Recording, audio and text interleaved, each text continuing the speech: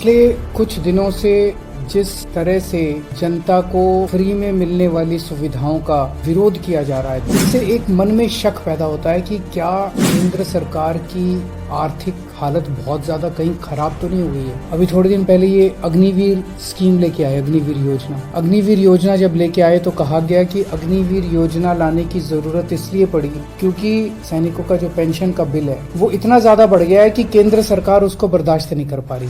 आजादी के बाद से आज तक पहली बार ऐसा हुआ है कि कोई केंद्र सरकार ये कह रही है कि हमारे से सैनिकों की पेंशन का बिल बर्दाश्त नहीं कर किया जाए। सैनिकों को पेंशन देके हम एहसान नहीं करते, सैनिक हमारे ऊपर एहसान करते हैं जब वो बॉर्डर के ऊपर अपनी जान दांव पे लगाते हैं। 8वां वेतन आयोग केंद्र सरकार ने कहा है कि अब हम 8वां वेतन आयोग नहीं बनाएंगे। 8वां वेतन आयोग क्यों नहीं बनाएंगे? कह रहे हैं कि हमारे पास पैसा नहीं है, पैसे की कमी है। केंद्र सरकार के पास अपने केंद्र के कर्मचारियों का वेतन बढ़ाने के लिए भी पैसा नहीं बचा। मनरेगा केंद्र सरकार कह रही है हमारे पास वो पैसा भी नहीं है देने के लिए। केंद्र सरकार जितना टैक्स इकट्ठा करती है देश भर से, उसमें से एक हिस्सा राज्यों को देती है। अभी तक ये था कि 42% उस टैक्स का हिस्सा राज्यों को देना होता। पिछले कुछ वर्षों में ये भी घटा के 29-30% कर दिया गया है। कह रहे पैसा नहीं है। आजादी के बाद से आज तक 75 साल मना रहे हैं हम आजादी के।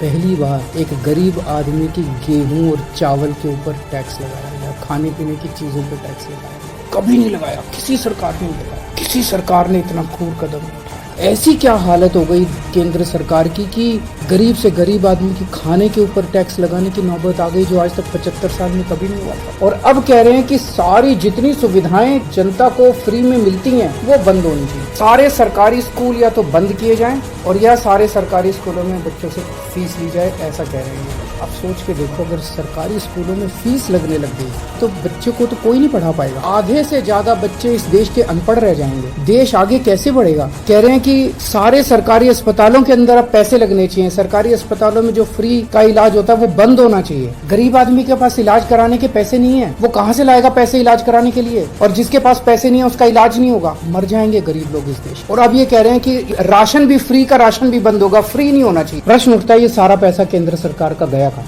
इन्होंने अपने दोस्तों के, इन्होंने बहुत सुपर रिच लोगों के, अरबपति लोग हैं, ऐसे ऐसे लोगों के इन्होंने 10 लाख करोड़ रुपए के कर्जे माफ कर दिए।